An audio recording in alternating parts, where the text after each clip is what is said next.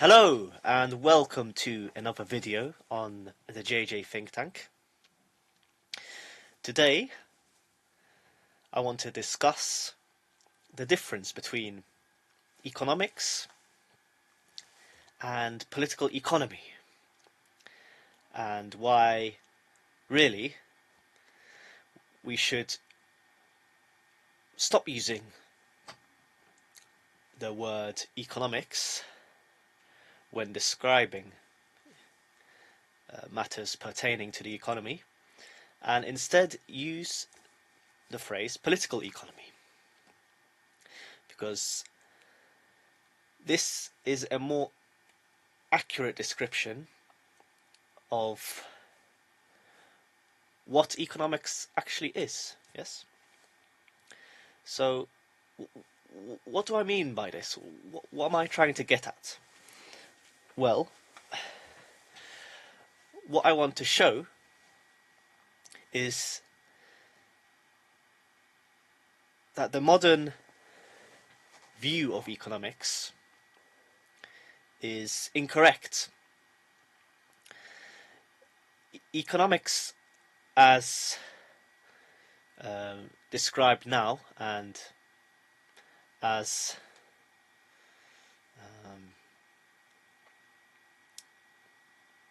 studied now, yes, by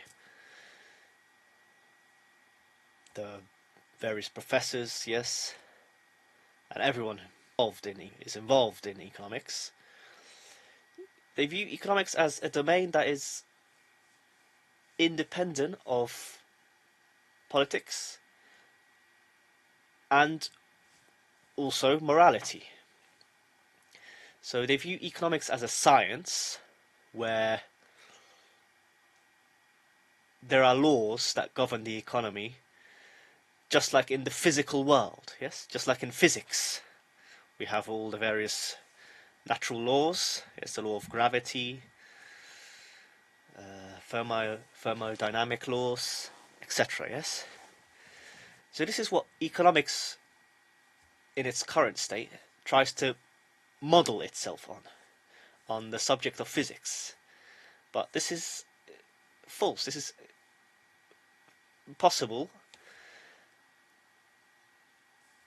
and as I said, and as many others more intelligent than me say, is that economics can never be a science.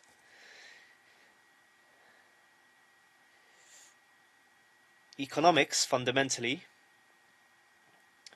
it's a political argument and a moral one.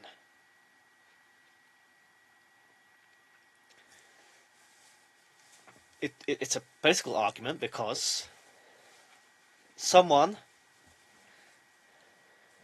based on a particular economic decision, benefits, while another group of people or a person loses, yes? It's a moral argument because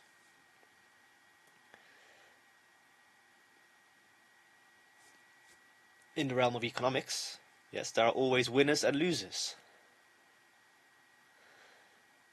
And it isn't so that these supposed economic laws, yes, that govern us, that govern our society, are amoral, or that they do not create such an environment. Yes.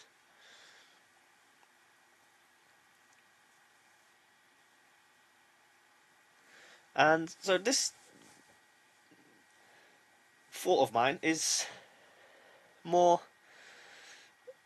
accurately expressed by Ha-Joon Chang, yes? And he says here, economics is a political argument. It is not and can never be a science. There are no objective truths in economics that can be established independently of political and frequently moral judgments. Yes.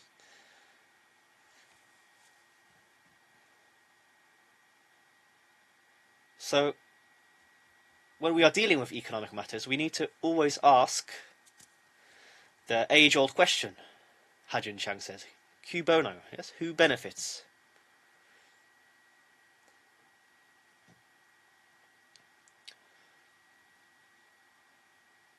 So, whenever we analyze, for example, the rise of past states and countries in history, or whenever we analyze a current economy in the world,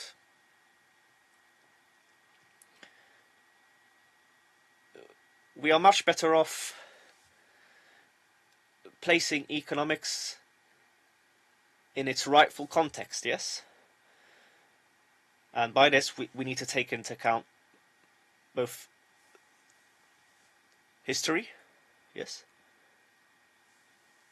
and politics. Because then we can gain a more clearer picture as to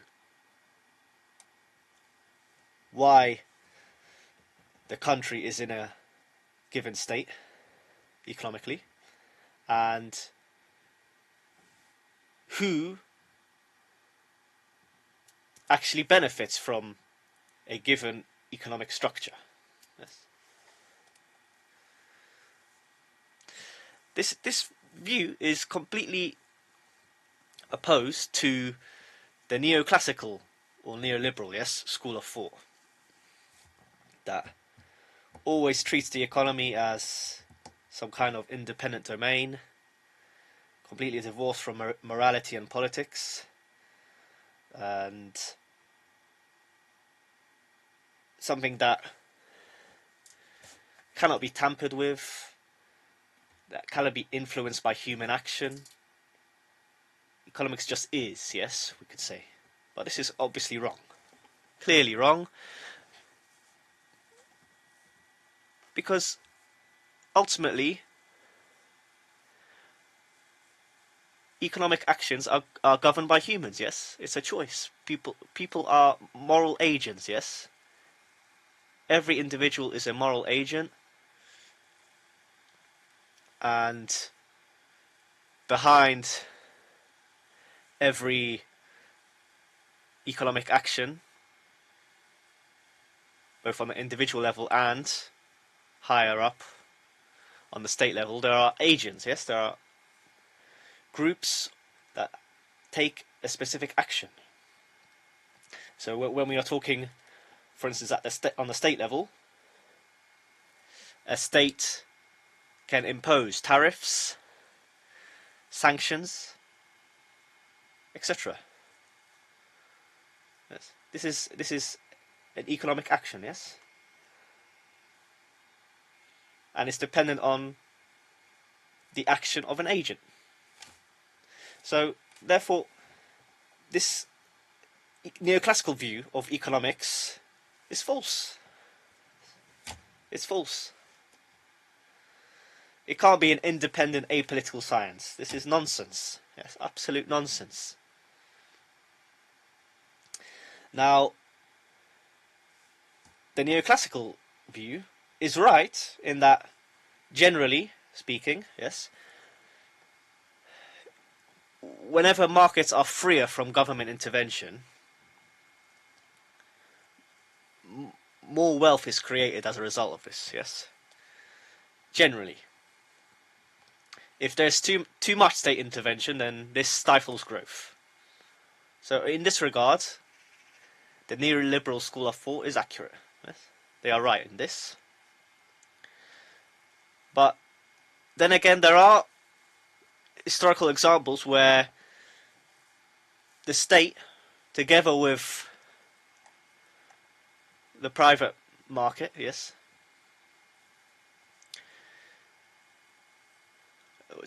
together with the free market, yes, is able to create economic miracles. And such an example is found or happened in Korea. Yes, so South Korea made unbelievable progress, which was a result of both state intervention and the free market.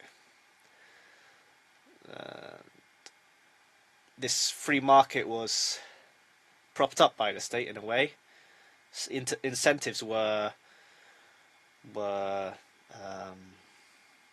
offered in order to grow the South Korean economy and its companies. Yes. So it isn't always the case that the state acts as a parasite. If you have a state with good politicians, good agents within it, then growth is possible. Growth is definitely possible.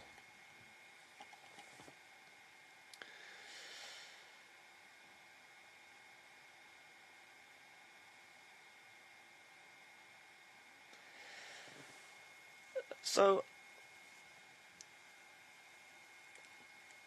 as I said before, this neoclassical school of thought is based on elaborate mathematical models and simplified assumptions about human nature. Yes? That we are all rational agents, and that we are just motivated by greed,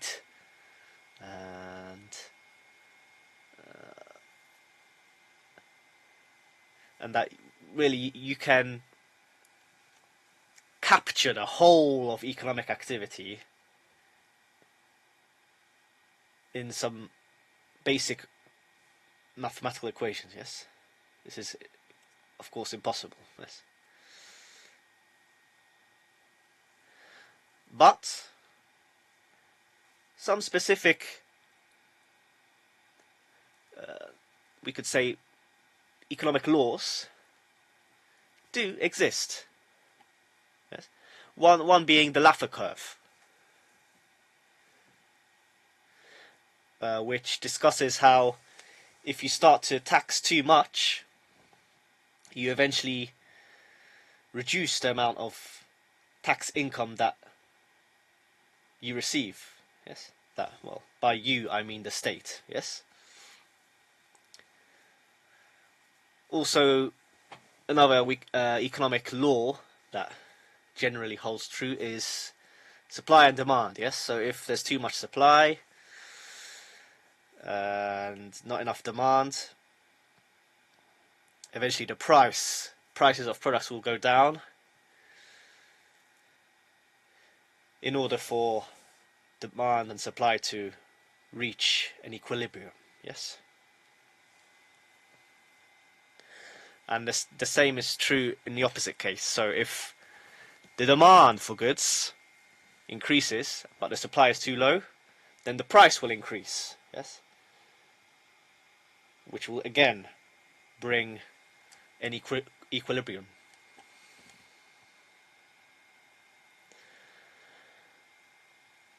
But nevertheless, yes, what do the sciences have in common? The sciences have this in common, that they are able to predict future outcomes. Yes. Economists cannot do this. It cannot predict the future. Whenever economists make a predictive outcome about the economy, they're usually wrong. Yes. Whether it be about inflation or about a crash that's meant to arise soon, and so forth. Yes.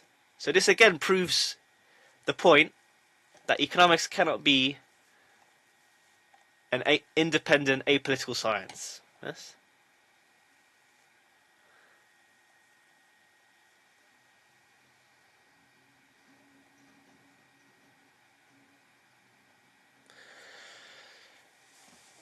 So, really, what I want the viewers to take home from this video is that economics really it's something that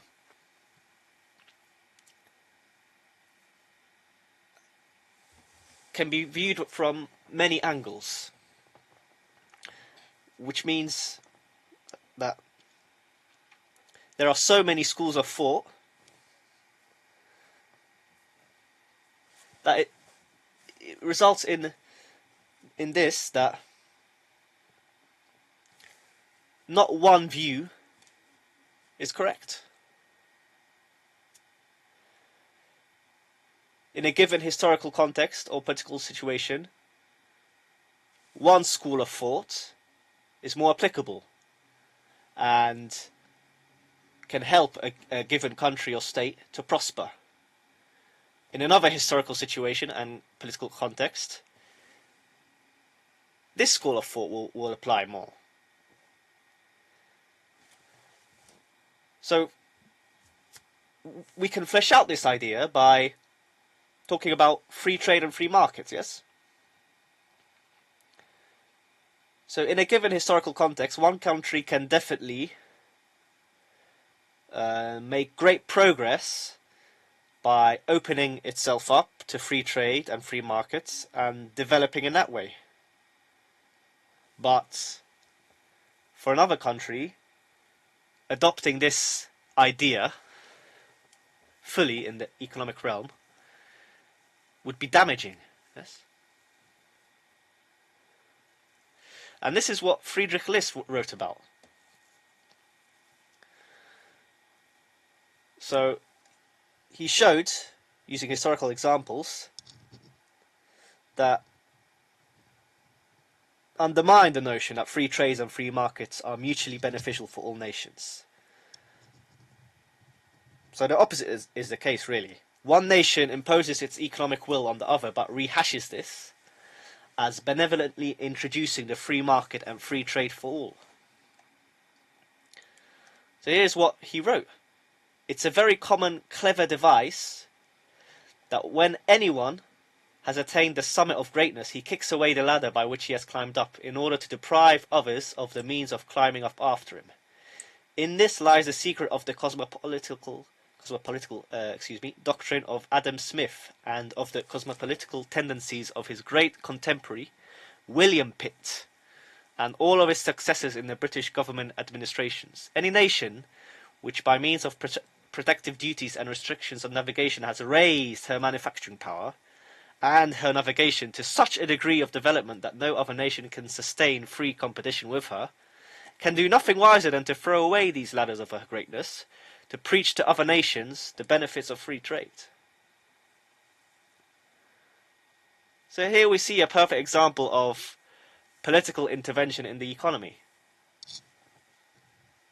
The economy doesn't just act on its own, independently of human action and agency, yes?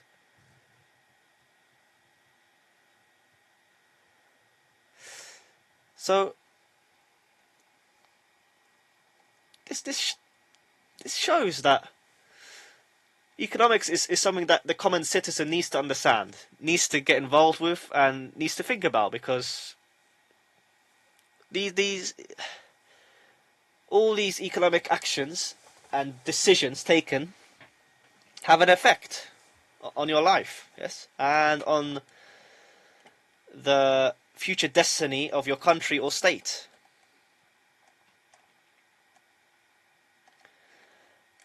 So I think this is the end of my video. I hope you found this video informative. I've only discussed the tip of the iceberg concerning economics, yes, and there's so many various views on the economy, so many scholars, so many economists who talk about the economy, that it's impossible to cover everything in one video. Here I've got some of the economists I think are worth reading. So personally, I like Varoufakis, Ha-Joon Chang. They are broadly in the same school, but then there's other schools, yes. So Sowell, he would be more aligned with the classical economists, yes. Hayek as well. But then there are the political economic scholars, such as Susan Strange. She's brilliant. And the Austrian School.